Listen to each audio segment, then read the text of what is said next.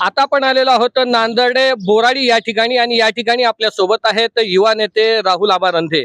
आबासाहेब, आपण जर पाहिलं तर शिरपूर शहरामध्ये मतदानाची टक्केवारी खूप वाढलेली आहे, मोठमोठ्या रांगा लागलेल्या आहेत।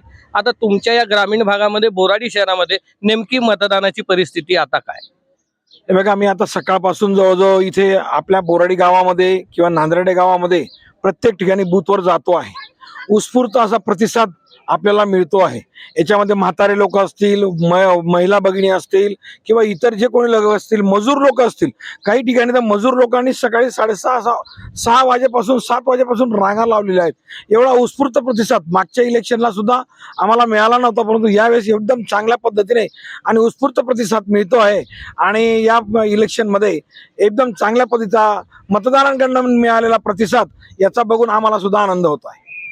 सकाळी 6 वाजेपासूनच मतदान करण्याच्या अपेक्षेत आहेत आणि नेमकं आता हे वाढलेलं मतदान, सकाळपासून येणाऱ्या मतदारांची वाढलेली संख्या ही नेमकी कोणाच्या पथ्यावर पडणार आहे हे आपल्याला 4 जूनलाच कळणार।